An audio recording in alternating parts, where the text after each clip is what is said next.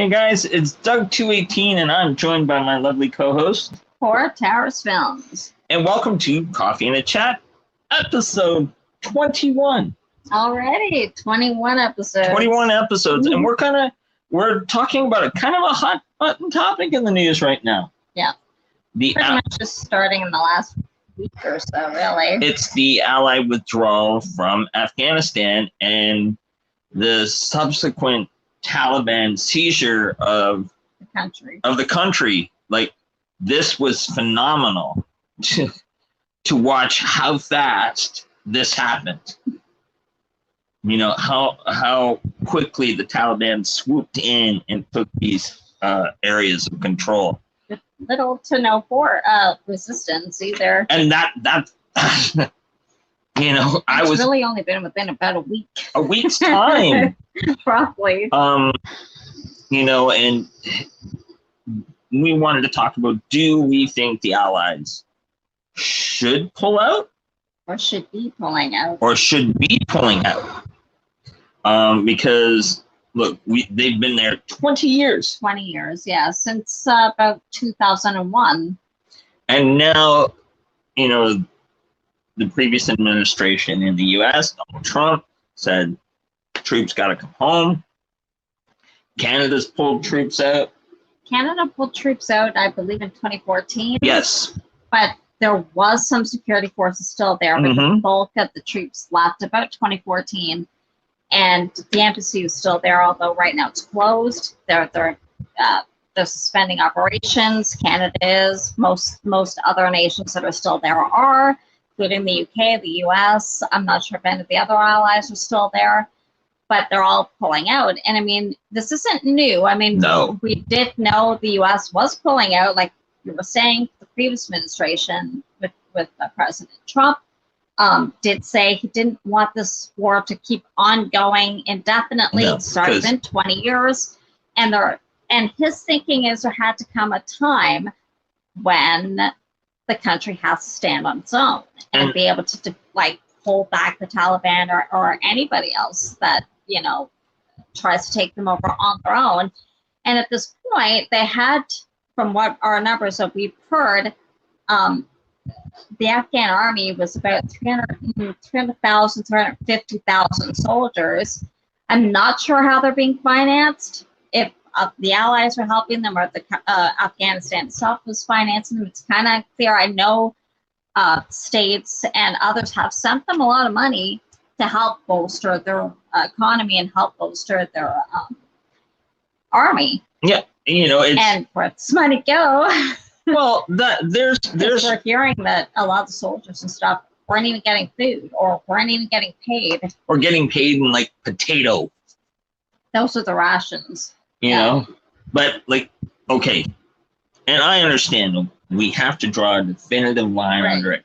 There has to be, like anything, a start date and an end date. You would think this is not their country. No. It's not the U.S. country. It's not Canada. It's not UK.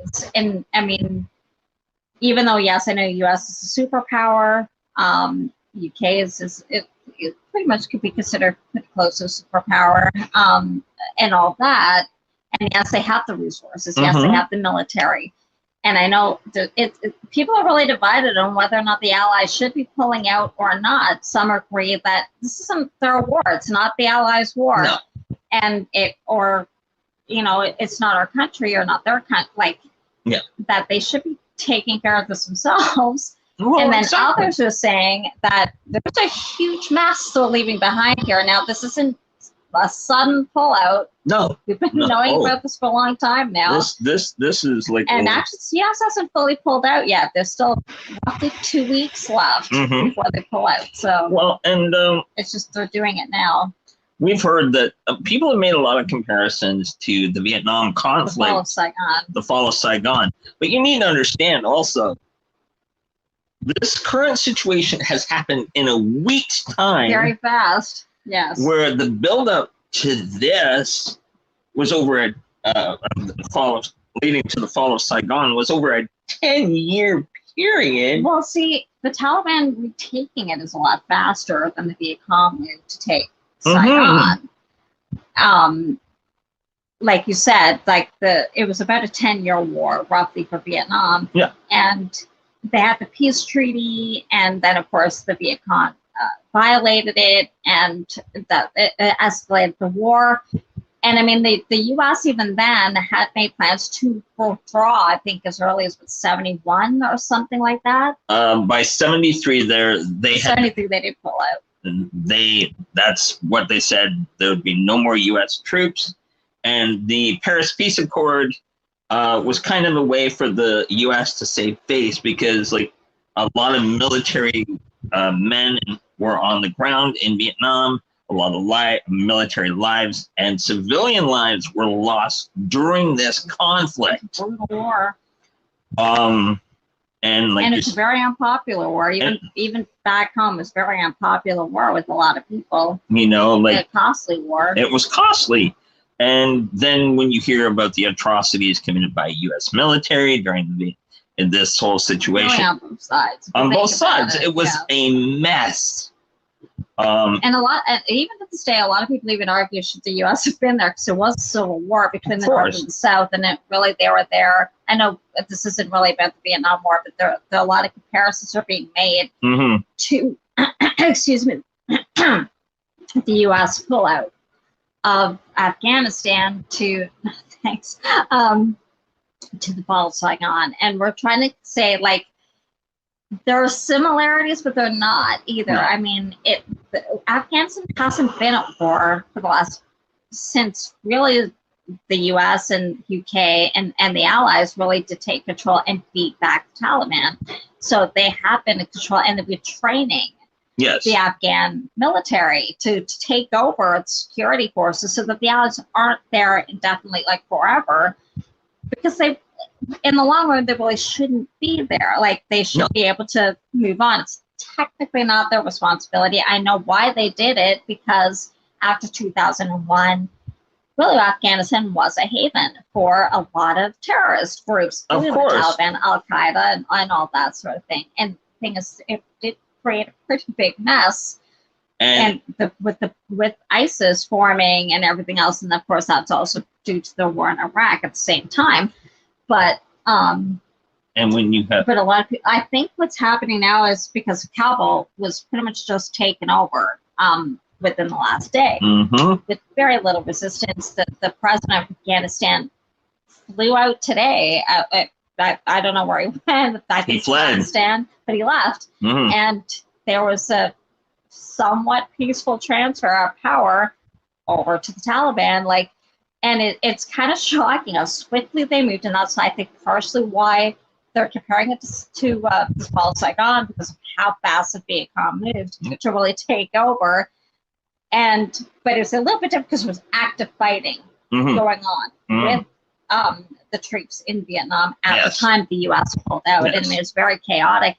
And we've been hearing, and if you've been following it on any of the news or Twitter or anything like that, they've been saying a lot of the embassies within the last day or so have been overrun. It's been chaos of people trying to get visas to get out. Get the heck out. Remaining embassies that are there, which includes Canada still has an embassy there. Now I think they have evacuated. I believe the US so, yes. still has their embassy there. They are closing it down, and a lot of the diplomats are leaving. They're leaving very few, and it's special forces that are staying there to finish it up. And I believe the UK might still also have an embassy there. And I don't know if any others do at this point, but they're all pulling out and closing because security risk. Well, exactly. But that's kind of why they're comparing it to Saigon. So they're seeing a lot of the same kind of panic of going to these embassies to try to get out. And it's created this mass distable environment. And it's the Afghani security force, who are allies, us, the US, UK. We came in to train them to deal with this. And they've been training for about 20 years. 20 years to train them to deal with an internal problem. Right. An internal situation. Which can affect the world, but it is an internal issue. It's an internal issue which they were being trained to deal with it and contain it. Yeah. And I mean, this is a fairly large army. I mean, Yes. it's not the size of the states, but the country's not even the size of the states. No. The population's nowhere near the size of the states. I mean, there's about 39 million, I think, in Afghanistan. So, I mean, again, it's about a quarter of the size of the entire U.S., you know. So, so, I mean, for that size of a country, I mean, I know there are some army. I'm not sure how big our army is, but it's fairly big for the size of our country, like population size. But and for a country that's relatively not that rich, and so it's fairly underdeveloped, for a country that actually is fairly rich in minerals, so it's surprisingly not that rich of a country. And so the size of their army for all that combined is fairly big, and that's due to the Allies building this army up and recruiting and training and supplying funding, supplying weapons, supplying all this kind of thing, which actually apparently now the Taliban are stealing and using. So, you know, because they've been funded by a lot of times by Pakistan and some of the warlords and stuff. Those like who are sympathetic, that's why they're well funded.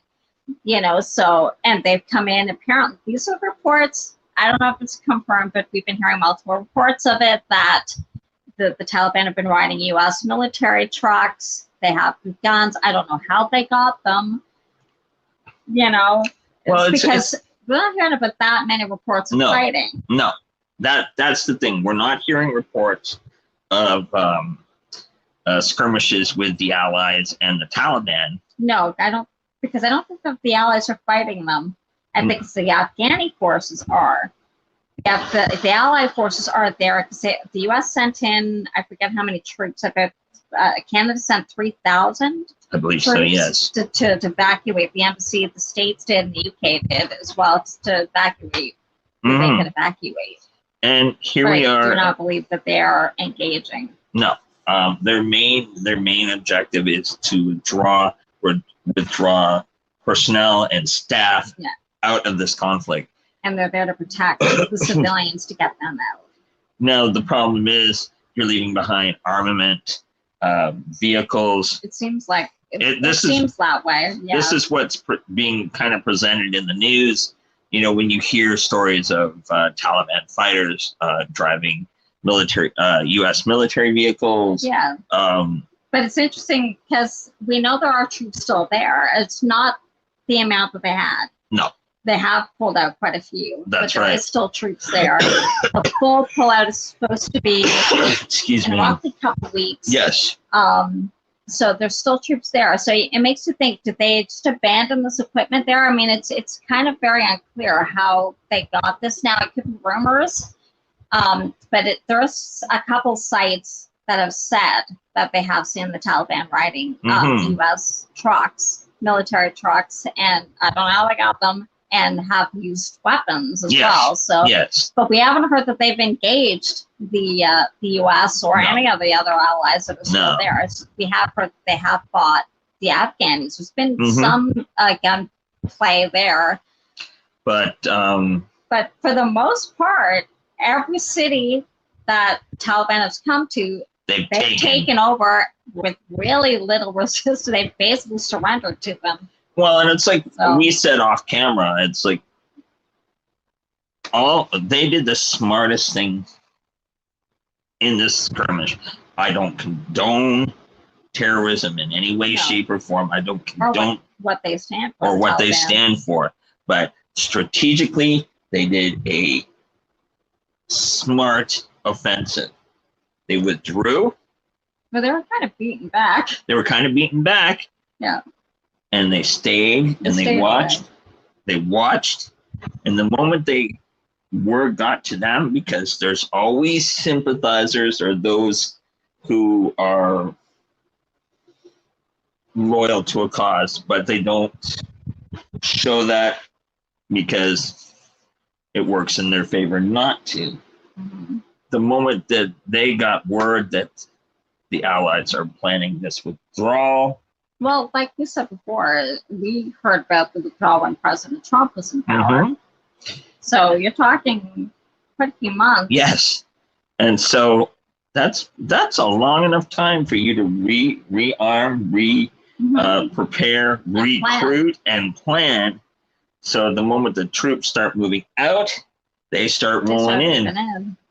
And they were looking at, they seized Kabul and Kandahar. Well, see, Kabul was the last one. Like that was the only city up until yesterday that was still run in control of the government.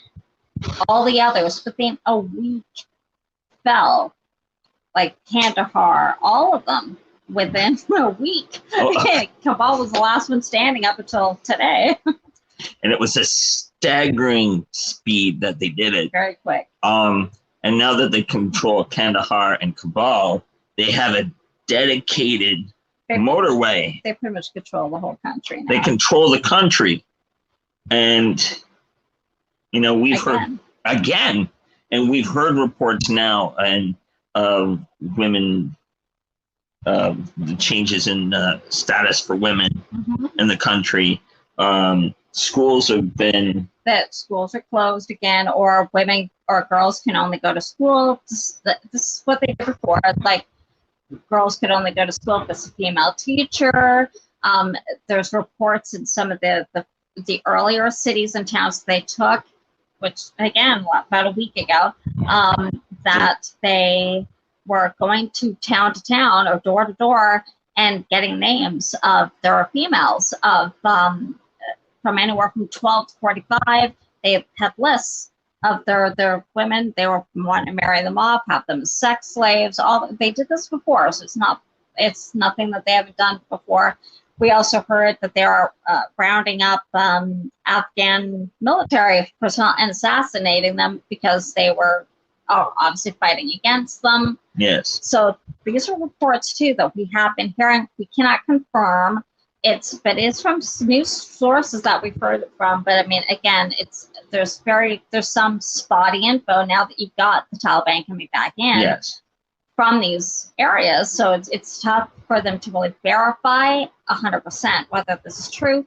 It's not that it's unlikely. I mean, they pretty much knew. That's why people want to get out, and that's why they're protecting the civilians, they're protecting the embassies, because and that's probably why the president took off, because they were worried he could have been targeted. He probably would have been. He probably either would have been assassinated or put in prison or tortured. We were hearing about they're being tortured, like soldiers being tortured before they were killed, even. And the reemergence again of Sharia law. Yeah. Because they are extremists, and like real Sharia law. And young men are being forced, conscripted into the fighting. Right. So it's either you fight or you die. You pay the consequence. You pay the consequence. So it was like almost like locusts. They just swarmed out of the hills and they took everything in their path. Quickly. I mean, and I think the biggest, I guess, shocker. Not that I don't think people are surprised that the Taliban did this. It's how fast they did it and how easily they did it. I mean, there wasn't really any resistance, not much. There was fighting. We have heard that there was some fighting, but they did take it back very quickly. Remarkably quick. Very little resistance. So and now it's a matter of, did the Allies do the right thing? Should they have pulled out? Should they be pulling out? What's going to be left behind? Now, has Afghanistan become another, like how it was before? Will it become? It makes sense. Will it become a haven again for terrorist groups like Al Qaeda? Will ISIS be able to reemerge because now they can go to Afghanistan? Is that the case? Would that be the case? Or will it be a little bit different? Now, at this point, the Taliban are saying that they would give safe passage to those who want to leave. This is what they said yesterday from spokespeople. Are they lying? They control the borders now. Yeah. So are they going to tell the truth? Anybody? I would think a lot of people might want to leave at this point. Will they actually let them? No. Okay. So, surprisingly, that you should bring this up. I'm going to put you in the hot seat, and then you can return the favor. Do you feel the Allies did the right thing? it's a bit of a double-edged sword, I think. Okay. The reason they went there in the first place was because after 9/11, that's basically the base for Al Qaeda was. They were in Afghanistan. Even though I know there were Saudis, the actual hijackers, they're based out of Afghanistan. So, and they knew that. They knew that they were a hub and they are a safe haven. So, and which made it a dangerous place. Of course. So that's why they did strike at Afghanistan, and that's why they had the allies go with them, because you can't strike at one of our allies and kind of get away with it, kind of thing. I mean, that was be a pretty brutal kind of thing, So that's why it happened. So you understand that. You understand you're trying to help the people there who are poor, really, to get out from a very extremist regime that were taking away their rights. I mean, they'd be executed or punished for really just even disagreeing with the Taliban. Women and girls had no rights. They didn't even go to school. I mean, I'm surprised they've even said at this point that the girls would be allowed to go to school if it's a female teacher. Now that could change. I mean, they're saying that now. That could change. So it's a dangerous situation going out and letting this regime retake this country. Okay. It's dangerous for the neighbors like Pakistan, who kind of funds them a little bit. Even for Iran, who there's issues there too. But there's other neighbors in that area too. I mean, it's not necessarily good for India, all that kind of stuff. It's not good for the Western allies.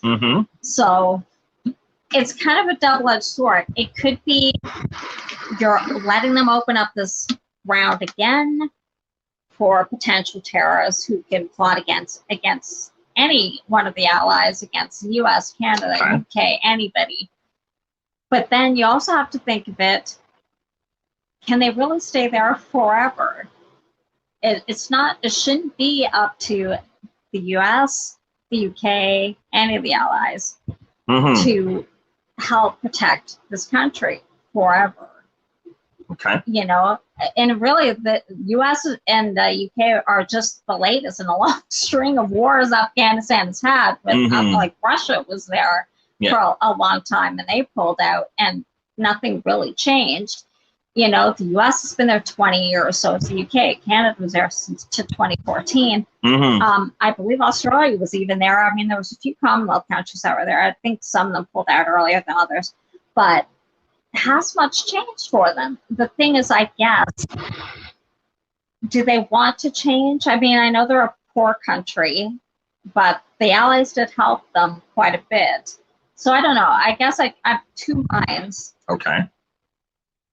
They should have been ready after 20 years of training to be able to beat back the Taliban. I know they're well funded. I know they're terrible. And like what I think it was Sky News was talking about yesterday, these aren't your average military, the Taliban. They're ruthless. They're a guerrilla fighter. They're guerrilla fighters, and they said they don't really have a conscience. They're really kind of removed. Their Taliban actual leaders, I believe they're saying, are actually in Pakistan right now, and they're the ones they're actually negotiating with, and so they're the ones who have a little bit more diplomatic skill, kind of thing, and seem to be a little bit more able to negotiate or want to negotiate. Yes, it's the fighters that the people are actually dealing with, though. Yeah, the boots on the ground. Right. So, if you're in the military, you kind of know that. If you've grown up with this group, you know what they're like, I guess. So I know they weren't paid. I don't know why they weren't paid, and that's why they, a lot of them actually abandoned. Yeah. Because they weren't getting rations and they weren't getting paid and all this sort of thing. So I don't know. I don't think it should be up to the Western allies to have to police this country. They have to police their own, But I also see why it can be an extremely bad idea at this point when they kind of knew they weren't ready to really take over. Okay. and hold back the Taliban. Okay. They knew. I mean, they've been preparing for it. They knew this would happen. So you almost think that, well, maybe they should have stayed. I don't know what they could have done differently, though. I mean, it's been 20 years, so I don't know what they could have done differently. I know, granted, I know somebody made this point that there are bases since even World War II where the U.S. and the Allies are stationed, like in Japan. They're stationed there, and other places around the world. And some people have thought it was to protect those countries from invasion, but they're also strategic places where they are based because they're near potential hostile enemies. Like Japan's close to China, it's also close to Russia. Yes. So you can monitor. And I guess you can kind of protect Japan, but Japan has a pretty good military on their own as well. So, and I guess some countries that it would protect, but like I believe they're also in the Caribbean too. Yeah. There's spaces there, but it's all strategic. So, I don't know if this would be, I guess it would be strategic to stay there. I'm kind of of two minds. I kind of lean toward it shouldn't be the Allies' position kind of thing to have to be there forever. I could see maybe until they were more secure and that they knew they'd be able to defeat or hold them back, which apparently they're not at this point. What do you think? Like, do you think it was a good idea? Obviously not, but... Okay, my turn in the hot seat. 20 years. Yeah. That's a long time. That's a lot of manpower. That's a lot of boots on the ground. And there's over 3,000 U.S. deaths, over 100 and smart Canadian. I'm not sure Britain, how many. It's a lot. That's a lot to ask of a number of countries to help come in and train and stabilize a country that had become destabilized because of the terrorist almost safe haven that the country had become. In 20 years' time, there should have been a significant amount of training. They have been training them. But they should have had enough manpower. They should have been properly funded. But by who? By the Allies or their own country? By their own country. We should have been there in a support role. It should have been, yes. But it was like the government literally went to the Allies and went, here, you fix the problem, and we'll be so appreciative. Oh, you mean the country, the Allies, yeah. Like Afghanistan to us, the Allies, saying, fix it, we'll be appreciative. But, we're not, it's almost came across, in my view, like they really were kind of hands off in the whole process. Well, I mean, we've seen a lot of the video, even during the last 20 years of the training that really all the Allies did with them. I know they did work with med interpreters, and I know both the U.S. and Canada have both agreed to take 20,000 refugees, as well as try to get the interpreters and stuff out that helped them during the past 20 years. Yes. Now, some have been able to get out, but apparently there are still a lot there, and now the embassies are closing, so people are getting stranded there, which is scary because Taliban will know who they are and they'll take them out. And that's where they're also kind of comparing Saigon to this, because it was so quick, the pullout. Even though yes, we knew it was coming, they pulled out so quickly because the Taliban's moved so fast in the last week or so. So it's a much quicker kind of pullout than they intended it to be, like especially with the embassies kind of thing. So they haven't been able to process a lot of the, especially for the interpreters and the ones that have helped on the ground to get them out. Okay. So, do I think we should remain? No. if they were so disadvantaged that they wouldn't have had a snowball's chance. Apparently they didn't. Apparently they didn't.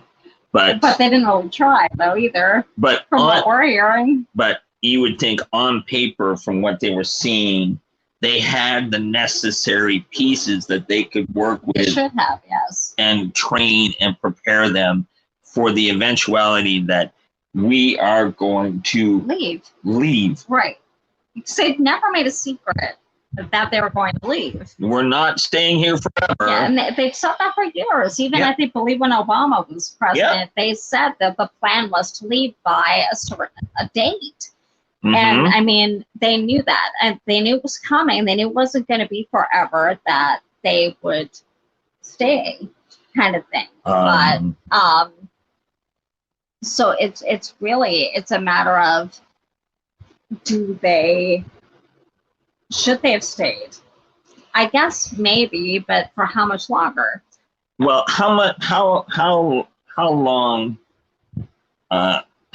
longer really is the question, till it gets to the point, it almost becomes like, we're just going to, like how they used to in the old days, they would annex the country.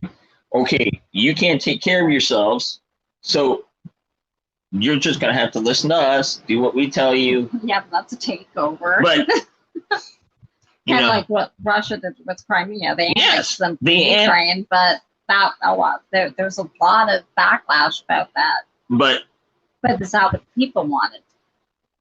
The thing I'm thinking is, I think is that, okay, how do you deal with a situation that is like a rusty bucket? No matter how much you try and fix it, and how much you try and repair it, it's still a rusty bucket. Well, I guess the problem, like we've talked about this before, I mean, there's been a problem with that with this country, let's say, for centuries. Well, no, I mean, I guess way back when Afghanistan was in better shape. Mm-hmm. I'm not really sure what went wrong, but they were actually a fairly progressive country once upon a time. Yes. So, the thing is, like we said before, Russia was there, mm-hmm. And then they pulled out. And then, of course, after 9/11, the states went in along with the allies, kind of thing, to try to get rid of the terrorists so that they actually can maybe form a country again, mm-hmm. an actual country, however they wanted to govern it, kind of thing. Well, but without the threat to corruption. Well, see, that was basically the mandate and the mantra that they went in with. Right. We're going to stabilize you to the point that you can look after yourself. Right, and that was the goal. That was the goal. But what the Allies should have done, when I used to train people, now, I don't know if this would work, but it's the steadily, okay, I'm going to teach you, I'm going to show you after a while, and steadily I'm going to withdraw back, and you're going to do more. Right. I'm still going to be here, but more and more of the day-to-day becomes your responsibility. It's kind of the goal, which what they wanted to have happen. But for some reason, it remained in the Allies' hands to deal with this. Well, I think because the Allies are better resourced, better funded, mm-hmm. and potentially better trained, kind of thing. Because, I mean, let's face it, like they've been training for years to be soldiers, and they are better paid and, mm-hmm. and better funded, better resourced, kind of thing than the Afghan army is. I think also part of the problem, and we've heard this before, is that there's a lot of corruption even in the Afghan government. So, I mean, there's a reason these soldiers have basically abandoned their post. Well, exactly. Because their rations were potatoes. They weren't being paid. They weren't given food. So, yeah, of course, they're not going to die. They're not going to let themselves before this. Well, that's it. Because it wasn't worth it to them. They have families and stuff. You would see that with our army or the U.S. Army, kind of thing. Like, we actually care for our soldiers here. We're not going to let them starve, or not have any kind of backup when they're on the field. And it seemed like they did do that. And so I think they did rely heavily on the Allies instead of taking over for themselves. Like, but Taliban, they're not being starved, you know, that we know of. You know, they are being funded well, and they're obviously pretty well trained and stuff like that. So the problem lies with the Afghan army leaders, whoever they were. Now, if it's obviously the government kind of thing, so there must be corruption there somewhere, because why didn't the money get funneled to the soldiers themselves? See, simple philosophy. If you're happy, you're well fed, well paid, that creates loyalty. Exactly. I mean, they care about their country. And that will create loyalty. That will create a cohesive unit, cohesive force. Right. The moment you jeopardize or withdraw any of those, right, you have no loyalty then. You know, of course they're gonna drop gun and step back. Right. Well, because it's not worth it to them. It's not worth it. What's in it for them if I'm not getting paid or I'm not getting adequate supplies or food? Why am I risking my life? Because let's face it, in order to keep these cities, it would be a sustained fight. Conflict, to keep of course. Keep them out. They've already gone through it before with the Allies. They saw what happened because they did fight with them to back them off. Obviously, the Allies did a lot of the heavy lifting, but they did fight alongside them, kind of thing. So they did see what it would take to back them off. And so now you've got this advancing again. You do not have as much of the Allies, if not Allies support. Like we said, we haven't heard any reports that the Allies were helping at all. I doubt they were if they took it this quickly.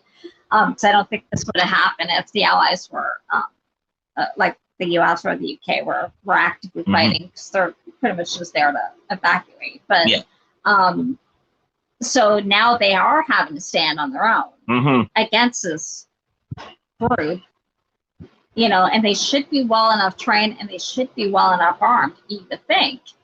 Well, on paper, but because they're not being supported the same way the Allied soldiers are, to them it's not worth it, kind of thing, because, you know, they still have families to feed. Of course. So I want to put this out to you folks in the YouTube universe or social media.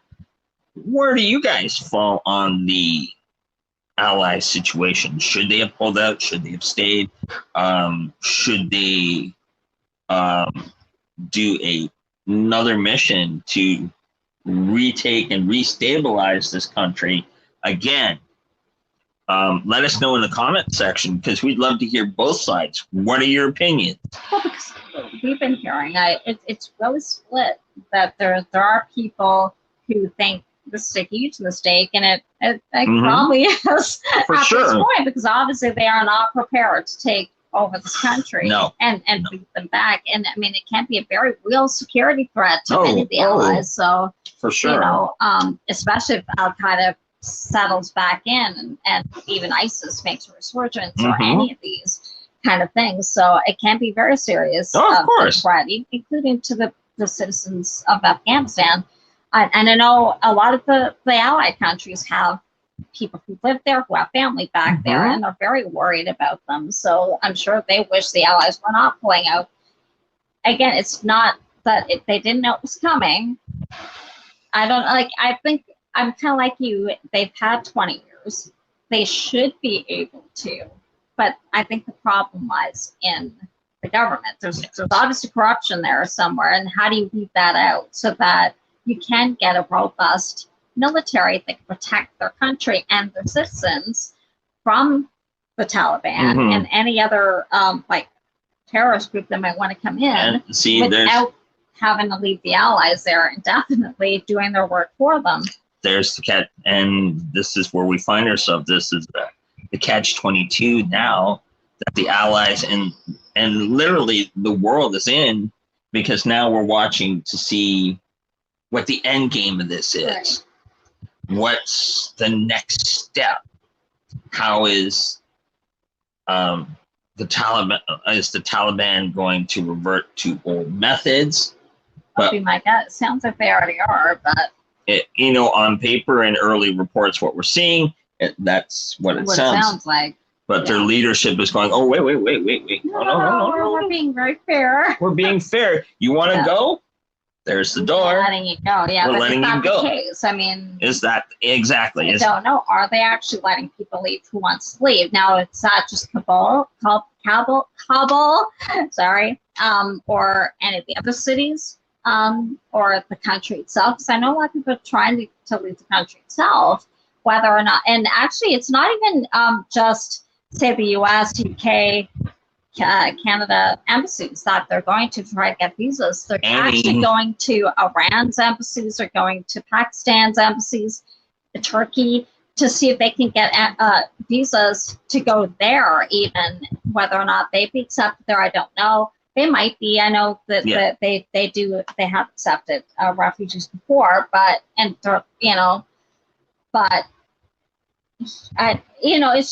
are they letting them, kind of thing? Like, are they letting them get out of the cities? Are they letting them go to these embassies? That kind of thing. At the moment, they're saying they are. Mm-hmm.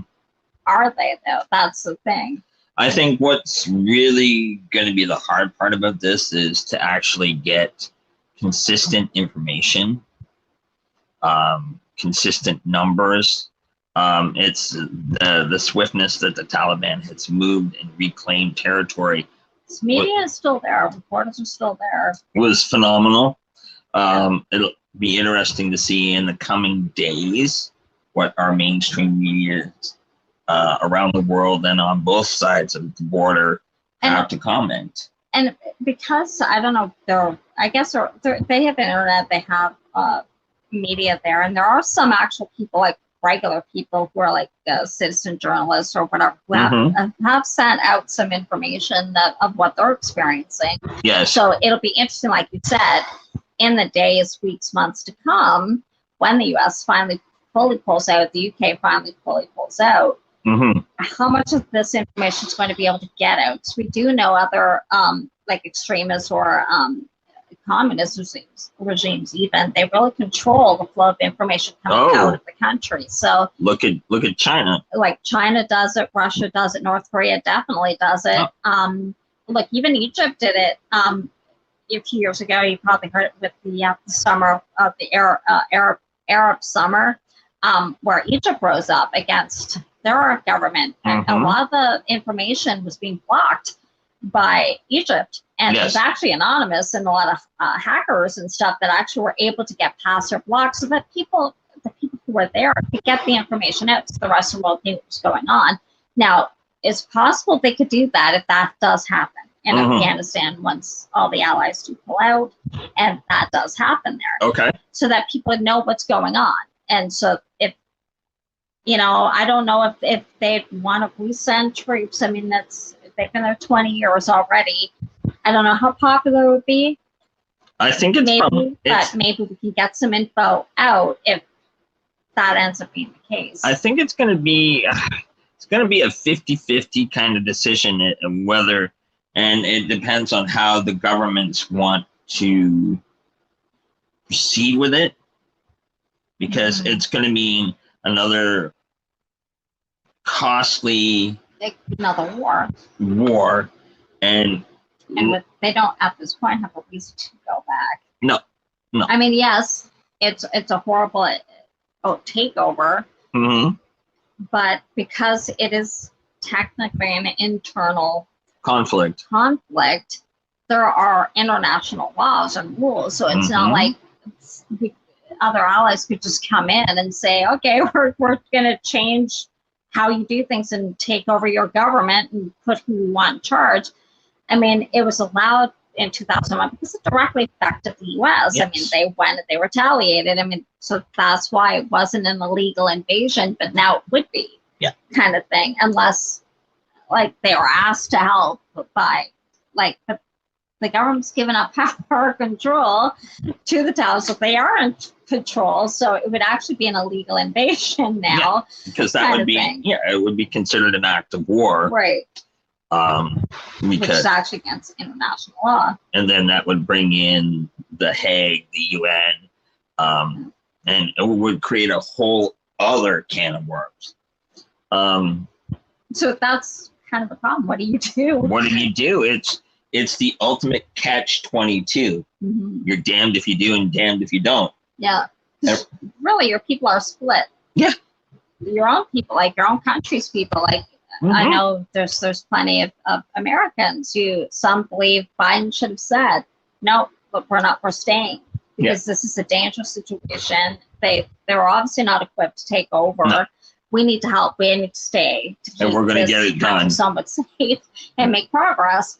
Because, I mean, 20 years is a long time, but for a country that has not seen this kind of democracy ever, well, not really ever. I mean, they Afghanistan has changed a lot, so they weren't always like this. No. So it's been a long time. To see prolonged stability. Right. So do they stay until they really get on their feet? And to a lot of cost of the taxpayers and to soldiers' lives and everything else. Or if you finally say they need to be able to stand on their own and let them have at it and see what happens. Well, you see what happens. Seeing this is where we're sitting. So then what do you do now? Because you've already removed most of the ground troops. So it's kind of a big mess. Really. It's a big mess, and it's kind of an unanswered question right now. Well, because now they're just having to protect their own people, because mostly who's left there now are mostly civilians who worked in the embassies and things like that. So that's really the only reason that they're still there. And to close down the embassies and to destroy all the sensitive documentation. Like that. So how do we proceed?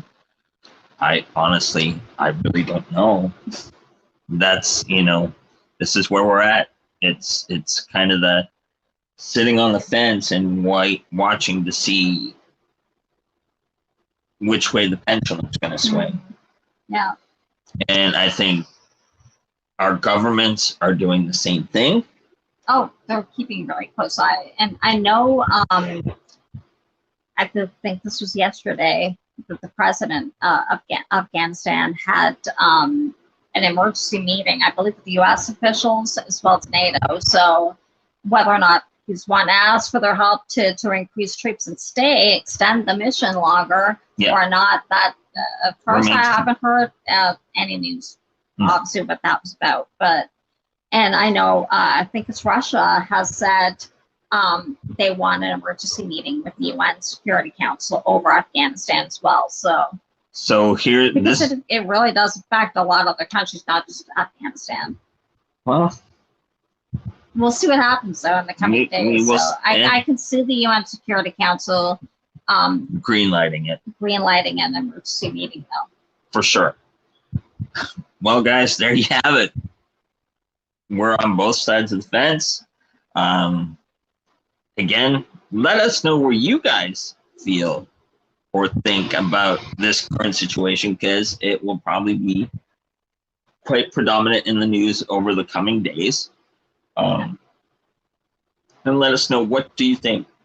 Were you for the Allies doing a complete withdrawal, or do you feel that the Allies should stay? I mean, like we said, there are still troops there. They could potentially emergency extend the mission and potentially bring troops back. So, they can mobilize very quickly. So, there are troops fairly close by in other countries, so they could potentially, if need be. So, but should they? That's kind of there's the question we will leave with the YouTube universe. Should they mobilize? Should they extend the mission? And tell us what you think.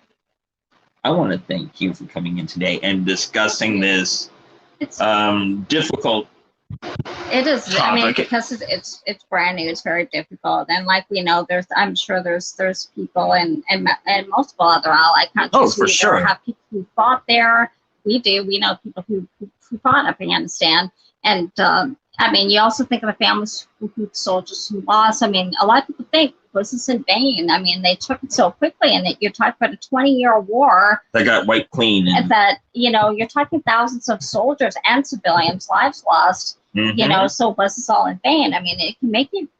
It can kind of make you angry a little bit. It may make some of you angry a little bit, especially if you knew somebody who fought there or have family there. We do. We have people in our family who fought in Afghanistan, this very war, and you know, so it's kind of like that's why you're kind of like you know, of two minds of it. You don't want their sacrifice and their fighting to be in vain.